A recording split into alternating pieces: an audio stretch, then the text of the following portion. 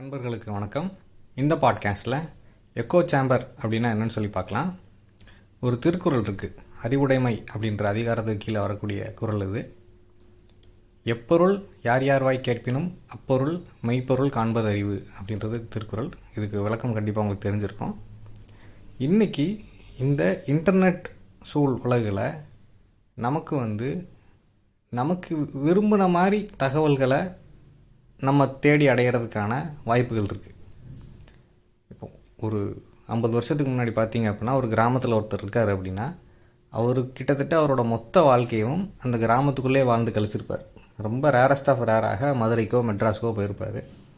மற்றபடி பெரும்பாலும் அவர் அங்கே அவரோட ஊர்லேயே தான் பிறந்து வளர்ந்து அங்கேயே படித்து விவசாயம் பார்த்து அப்படியே அன்னைக்கு அவங்க வெளி உலகத்தை பார்ப்பதற்கான வாய்ப்புன்றது குறைவாக தான் இருந்திருக்கும். பெரும்பாலான இந்தியர்கள் அவங்க மொத்த வாழ்க்கையும் ஒரு 100 கிலோமீட்டருக்குள்ளேயே வாழ்ந்து முடிச்சிருப்பாங்க. இப்போ உங்களுக்கு பயணம் செய்வதற்கும் இல்லை உலகை பற்றி அறிவதற்குமான வாய்ப்புன்றது மிக அதிகம். அது தொலைத்தொடர்பு சாதனங்கள் வழியாக நம்மளை தேடி வந்துகிட்டே இருக்குது. நம்மளும் தேடி தெரிஞ்சுக்கலாம். ஆனால் அப்படி இருக்கும்போது நம்ம குடும்பமாக, ஒரு ஊராக, இல்லை ஒரு கம்யூனிட்டியாக, இல்லை ஒரு குறிப்பிட்ட மொழி பேசுவராக, ஒரு மாநிலமாக, ஒரு நிறுவனத்தில் வேலை பார்ப்பவராக, ஒரு நாடாக, இப்படி பார்ட்டாக இருக்கும். ஒரு பகுதியின் ஒரு ஒரு ஒரு ஒரு பகுதியின் பகுதியாக. அப்படி இருக்கும்போது நம்ம சில விஷயங்களை உண்மைன்னு நம்புகிறோம். இப்போ தமிழ்நாட்டை பொறுத்த வரைக்கும் ஒரு குறிப்பிட்ட அரசியல் கட்சி ஒரு ஒரு கதையாடலை முன்வைக்கிறாங்கன்னா, அதுக்கேற்ற மாதிரியே அவங்க எவிடன்ஸை முன்வைக்கிறாங்க அப்படின்னா, நம்ம அதை தேடி பார்க்குறோம் அப்படின்னா, அப்போ அது சம்மந்தமான விஷயங்கள் உங்களை தேடி வந்துக்கிட்டே இருக்கும். நீங்கள் பர்டிகுலர்லி இன்டர்நெட்டில், யூடியூப்லேயோ இல்லை வேறு ஏதோ ஒரு இதில் போய் பார்க்குறீங்க, பர்டிகுலர்லி சோஷியல் மீடியா, நீங்கள் ஒரு குறிப்பிட்ட விஷயத்தை தொடர்ந்து கவனிக்கிறீங்கன்னு அதுக்கு தெரிஞ்சிருச்சுன்னா, அது அல்காரிதம் படி உங்களுக்கு அதையே தொடர்ந்து ஃபீட் பண்ணும். நீங்கள் யாரோ ஒரு குறிப்பிட்ட கேளிக்கையாளரோட ஷார்ட்ஸை பார்க்குறீங்க அப்படின்னா, அந்த ஷார்ட்ஸே உங்களுக்கு திரும்ப திரும்ப வர்ற மாதிரி. அந்த மாதிரி நீங்கள் ஒரு வாட்ஸ்அப் குரூப்பில் ஜாயின் பண்ணுறீங்க, அது குறிப்பிட்ட சமூகத்தை சேர்ந்தது. நீங்கள் எந்த சமூகமோ அந்த சமூகத்தை சேர்ந்தது. இல்லை நீங்கள் எந்த மொழியோ அந்த மொழி பேசுபவர்கள் மட்டுமே அங்கே இருக்காங்க அப்படின்னா, இப்போ அதில் பகிரப்படும் கருத்துக்கள் ஒரு எக்கோ சேம்பரை உருவாக்கும், ஒரு எதிரொலிக்கும் அறை. அதில் ஒருத்தர் ஒப்பீனியன் டிஃபரே ஆகாது. அங்கே யாரும் யாரோடும் முரண்பட மாட்டார்கள். ஒரே கருத்தை திரும்ப திரும்ப கேட்கும்போது அது ஒன்று தான் சரியான கருத்து, நீங்கள் தான் சரியான தரப்பு, இந்த உலகமே உங்களுக்கு எதிராக செயல்படுது அப்படின்ற ஒரு எண்ணத்தை அடையிறதுக்கு வாய்ப்பு இருக்குது. இப்போ அதே மாதிரி நீங்கள் ஒரு நிறுவனத்தில் வேலை பார்க்குறீங்க அப்படின்னா, அந்த நிறுவனத்துக்குள்ளே அப்படி ஒரு கான்செப்ட் இருக்க வாய்ப்பு இருக்குது. அந்த நிறுவனம் அதுதான் சிறந்த நிறுவனம், அதுக்கு வெளியில் உள்ள எல்லாரும் அந்த நிறுவனத்தை இந்த நிறுவனத்துக்கு தீங்கு விளைவிக்க முயற்சிக்கிறாங்க. இல்லை அந்த நிறுவனத்துக்கு இருக்கக்கூடிய தெளிவும் விஷனும் வேறு எந்த நிறுவனத்துக்கும் இல்லை. அது நிறுவனம்ன்றது இங்கே ஒரு அரசியல் கட்சியாக இருக்கலாம், அது ஒரு தனியார் நிறுவனமாக இருக்கலாம், ஒரு தேசத்தை ஆளும் அரசாக இருக்கலாம், எதுவாக வேண்டுமானாலும். எங்கே 4 பேர் கூடிட்டாங்களோ அங்கே ஒரு எக்கோ சேம்பர் உருவாவதற்கான வாய்ப்பு இருக்குது. இந்த எக்கோ சேம்பருக்குள்ளே மாட்டிக்கிட்டதன் வழியாக கிடைக்கக்கூடிய தகவல்களின் வழியாக மக்கள் என்னெல்லாம் முடிவுகள் எடுக்கிறாங்க அப்படின்னா, பங்குச்சந்தையில் முதலீடு பண்ணுறது, பிட்காயின் வாங்குறது, ஒரு குறிப்பிட்ட கட்சிக்கு வாக்களிக்கிறது, இல்லை ஒரு குறிப்பிட்ட காரை வாங்குறது, எல்லா விதமான முடிவுகளும் இப்படி மக்கள் எடுக்க ஆரம்பிக்கிறாங்க. சொந்த வாழ்க்கையிலிருந்து பொது வாழ்க்கை வரைக்கும் பலவிதமான முடிவுகள். அண்ட் இதில் நீங்கள் மாட்டிக்கிடாமல் இருக்கணும் அப்படின்னா, நீங்கள் இந்த டிஜிட்டல் மீடியா வழியாகவே செய்திகளை கவனிப்பதை இல்லை செய்திகளை சேகரிப்பதை கொஞ்சம் குறைச்சிக்கணும். இப்போ நான் இதை டிஜிட்டல் மீடியா வழியாக தான் உங்கள்கிட்ட சொல்கிறேன். பட் ஸ்டில் நீங்கள் ஒரு செய்தித்தாள் படிக்கிறது, இப்போது ஏதோ ஒரு சம்பவம் நடக்குன்னு வைங்களேன், அந்த சம்பவம் நடந்து 1/2 மணி நேரத்துக்குள்ளே யூடியூப்பில் கொஞ்சம் பேர் அதை பற்றி செய்தியை போட்டுடுறாங்க. இல்லை மேபி நடக்கிறதுக்கு 1/2 மணி நேரத்துக்கு முன்னாடி கூட போடுவாங்க. அந்த மாதிரி திறமையானவங்களாம் யூடியூப்பில் இருக்காங்க. அப்போ நீங்கள் அவங்களோட இதை பார்க்குறீங்க அப்படின்னா, அப்போ அதே மாதிரி வீடியோ போட்டிருக்கிற 10 பேரை தான் உங்களுக்கு ரெக்கமெண்ட் பண்ணும். அப்போ நீங்கள் எல்லோரும் ஒன்றே தான் சொல்லுவாங்க. நீங்கள் இதில் பார்த்தீங்க அப்படின்னா ஒன்றுக்கு ஒன்று பெரிய வித்தியாசம் இருக்காது.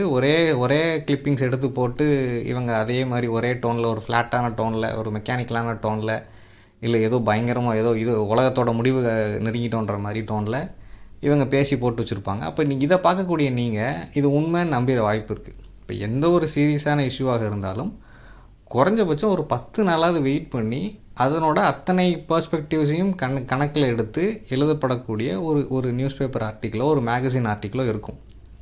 இப்போ நீங்கள் அதில் போய் இல்லை இந்த ஆர்டிக்கிள் இந்த தரப்போட ஆர்டிக்கிள் அப்படின்னா அப்போ எதிர்த்தரப்பு ஆர்டிக்கிளும் கண்டிப்பாக ஒன்று இருக்கும். நீங்கள் அதையும் படித்து பார்க்கலாம். உங்களுக்கு ஒரு செய்தியை பற்றி முழு கோணமும் தெரியணும், ஒரு விஷயத்தை பற்றி முழு கோணமும் தெரியணும் அப்படின்னா இப்படி டைம் எடுத்து படித்து பார்க்கும்போது தான் தெரியும். இல்லை அப்படின்னா நீங்கள் புத்தகமாக படித்து பார்க்கலாம். நீங்கள் இப்போ நீங்கள் இந்த இதை எப்படி இம்ப்ரூவ் பண்ணிக்கிறது, இந்த ஸ்கில்ஸை இந்த எக்கோ சேம்பருக்குள்ளே மாட்டிக்கிட்டு இருக்கோம் அப்படின்றது தெரியுது அப்படின்னா, இல்லை உங்களுக்கு உடனே தெரியணும், அதிலிருந்து தப்பிப்பதற்கான வழிகள் தெரியணும் அப்படின்னா இந்த ஸ்கில்ஸை இம்ப்ரூவ் பண்ணுறது எப்படின்னு சொல்லி கேட்டால் அதுக்கு முதல் தேவை லிட்ரேச்சர் படிக்கிறது தான். நீங்கள் இப்போ நீங்கள் இப்போ நம்ம தமிழில் தான் பேசிகிட்டு இருக்கோம், தமிழ் மொழி தெரிஞ்சவங்க கூட தான் கேட்க போகிறாங்க. நீங்கள் தமிழில் எழுதப்பட்ட சிறந்த லிட்ரேச்சரை படித்தாலே, அது நீங்கள் செவ்விலக்கியம், இப்போ நம்ம சிலப்பதிகாரம் கம்பராமாயணம் வரைக்கும் போக வேண்டாம், கடந்த 100 வருஷத்தில் இல்லை 75 வருஷத்தில் எழுதப்பட்ட சிறந்த தமிழ் கதைகளை படித்தாலே உங்களுக்கு அந்த பெர்ஸ்பெக்டிவ் உருவாகி வந்துடும். அதில் பலவிதமான வாழ்க்கையை நீங்கள் படித்து பார்க்கும்போது, பலவிதமான கோணங்களை தெரிஞ்சுக்கிடும்போது, எந்த ஒரு செய்தியை கேட்கும்போதும் அந்த செய்தியில் உள்ள நம்ப முடியாத அம்சம் என்ன அப்படின்றது உங்களுக்கு தெரியும். ஒரு படத்தில் விமல் கேட்பார்ல, இதெல்லாம் என்னங்க நம்புகிற மாதிரியா இருக்குது, நம்மளா தான் சோறு போடுற. அப்போ அந்த செய்தியை சொல்கிறவங்க அதை சொன்னால் தான் அவங்களுக்கு சோறுன்னு கட்டாயம் இருக்கும். அதனால் அவங்க அந்த செய்தியை சொல்லுவாங்க. அதை கேட்குற நமக்கு அதை நம்பணும்னு கட்டாயம் இல்லை. நம்ம அந்த கேள்வியை கேட்கலாம், இதெல்லாம் நம்புகிற மாதிரியாங்க இருக்குன்னு சொல்லிட்டு. அவங்கக்கிட்ட கேட்க முடியல அப்படின்னாலும் அப்படி அங்கே சரிங்கன்னு சொல்லி கேட்டுட்டு அதை நம்பாமல் இருக்கலாம், அதிலிருந்து வெளியில் வந்துடலாம். ஸோ இந்த எக்கோ சேம்பர் அப்படின்றது இணையமெங்கும் விரவி கிடைக்கிறது. இப்போ நீங்கள் என்னோடய யூடியூப் சேனலில் இதை கேட்டுட்டீங்கன்னு வைங்க, இனி தொடர்ந்து என்னோடய யூடியூப் சேனலே உங்களுக்கு ரெக்கமெண்ட் பண்ணும். ஸோ அதுதான். அப்போது இந்த அல்காரிதம் அப்படின்றது இப்படி தான் செயல்படுது.